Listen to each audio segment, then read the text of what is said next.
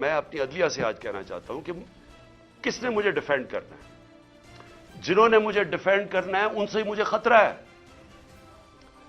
کیا interior minister مجھے defend کرے گا؟ یہ شہباز شریف کرے گا؟ ان کے نیچے ساری فیڈرل گورنمنٹ کی ایجنسیز ہیں, ان کے نیچے پولیس ہے, تو خطرہ تو ان سے ہے. کیا ڈرٹی ہیری مجھے ڈیفینڈ کرے گا؟ جو خود ہی سب سے بڑا خطرہ مجھے اس سے ہے. کون ڈیفینڈ کرے گا؟ تو مجھے ان پبلک جگہوں پہ لے کے جا رہے ہیں, جبکہ میں یہ بتا دوں جو نوید جو شوٹر ہے جس نے مجھے گولیاں ماری تھی, یہ 3 میری ٹانگ پہ اور اوروں کو لگی تھی, اس کی ٹرائل اس کو عدالت نہیں جانا پڑا کیونکہ وہ کہتے ہیں اس کی جان کو خطرہ ہے. اس کی جیل میں ہو رہی ہے ٹرائل, اس کی ویڈیو کانفرنس پہ ہو رہی ہے, تو میری کیوں نہیں ہو سکتی؟ میں نے جرم کتنا, جو قتل کرنے والا ہے وہ تو وہاں بیٹھ کے اس کا ٹرائل ہو رہی.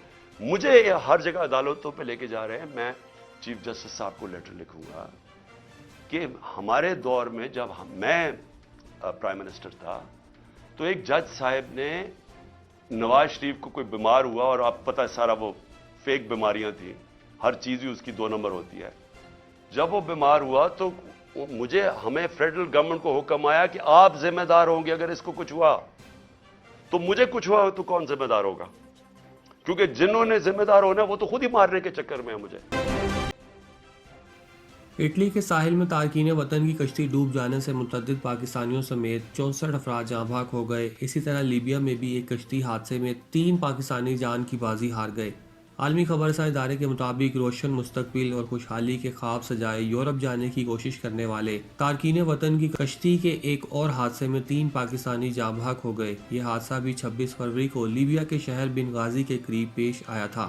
دفتر خارجہ کی ترجمان ممتاز زہرا بلوچ نے اپنی ٹویٹ میں اس حادثے میں 3 پاکستانیوں کی ہلاکت کی تصدیق کرتے ہوئے کہا کہ پاکستانی سفارت خانہ میت کی پاکستان منتقلی کے انتظامات کر رہا ہے.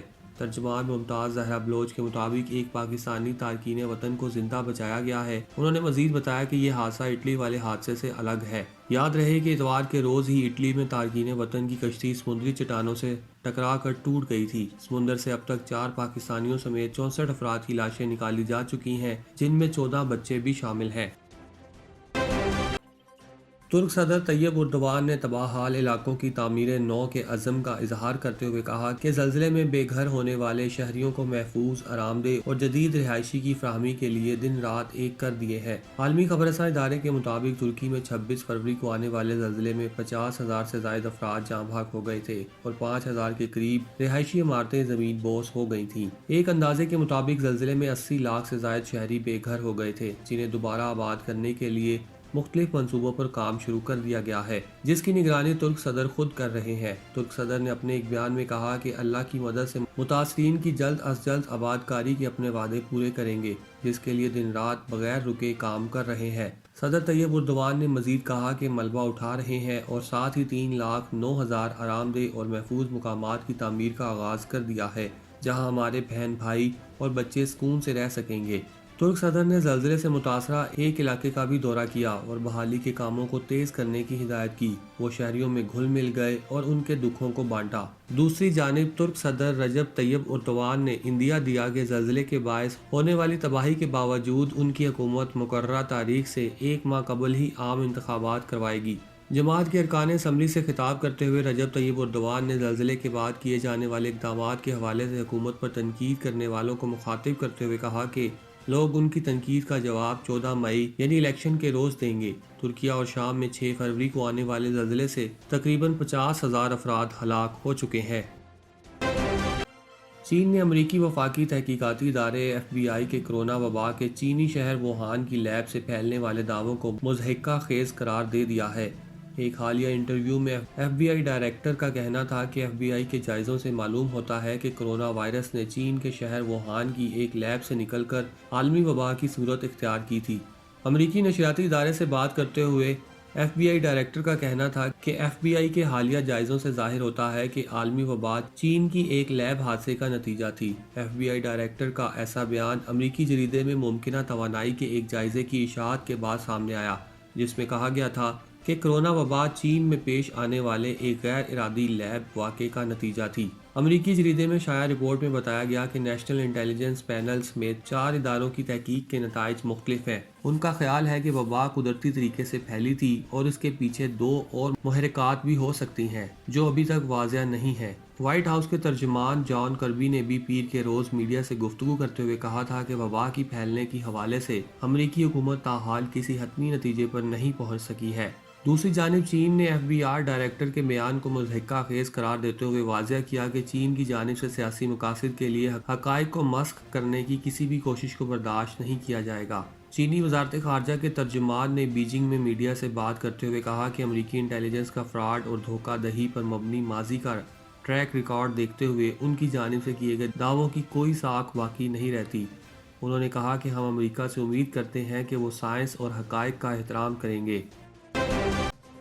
وبا کی پابندیاں ختم اور فضائی سفر بحال ہونے کے بعد budget airline fly Dubai نے ریکارڈ منافع کا اعلان کیا ہے۔ امریکی خبررساں ایجنسی AP کے مطابق متحدہ عرب امارات میں سیاحت اور کاروبار کے مرکز دبئی کی کمپنی نے 2022 میں $3 کروڑ 70 لاکھ منافع کمایا۔ یہ منافع 2021 کے مقابلے میں 43% زیادہ تھا۔ اسی طرح کمپنی کے سالانہ ریونیو میں 72% اضافہ ہوا اور یہ $2 ارب 50 کروڑ تک پہنچ گیا۔ فلائی دبئی کے چیف ایگزیکٹو نے اپنے بیان میں کہا کہ ہم نے پہلے ہی دبئی میں بڑے مواقع کا اندازہ لگا لیا تھا اور فضائی سفر کی طلب میں اضافے کے بعد ہم نے اپنے آپریشنز کو بڑھانے پر توجہ مرکوز کر رکھی تھی۔ گزشتہ برس دنیا کے مصروف ترین سیاحتی مرکز دبئی کے لیے فضائی سفر میں 2 گنا اضافہ ہوا، تاہم یہ کرونا وائرس کی وبا سے قبل 2019 کے ریکارڈ سے کم ہے۔ فلائی دبئی کا کہنا ہے کہ اس نے سن 2022 میں 1 کروڑ 6 لاکھ مسافروں کو منزل تک پہنچایا اور یہ تعداد گزشتہ برس کی نسبت 89% زیادہ ہے۔ کمپنی کے مطابق اس نے اپنی صلاحیت میں بھی اضافہ کیا ہے اور 17 نئے جہاز خریدنے کے ساتھ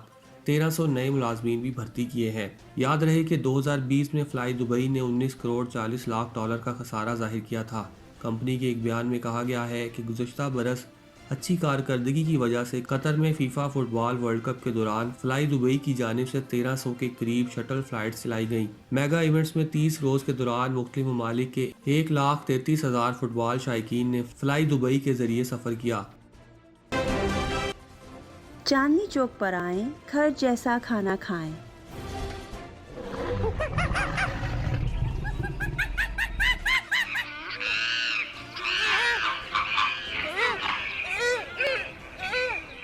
برانکس زو کی سیر کو آنے والے ہمارے کرم فرما چاندنی چوک کے ذائقے اور لذت سے خوب آشنا ہیں۔ چاندنی چوک برانکس ساڈا ریسٹورینٹ ہے، حلال چاندنی چوک پلیز آؤ اتنے دا فوڈ ٹیسٹ کرو۔ عرصہ دراز سے کاؤنٹی میں رہنے والے حلال دیسی کھانوں کے شوقین بھی صرف چاندنی چوک ریسٹورنٹ کو ہی ترجیح دیتے ہیں، اس لیے کہ ہمارے کھانے بالکل گھر جیسے ہوتے ہیں۔ 2570 Bronx Wood Avenue, Bronx, New York 10469۔ Order کے لیے مظفر بھائی سے رابطہ کیجیے 718-325-5859۔ چاندنی چوک پر آئیں، گھر جیسا کھانا کھائیں۔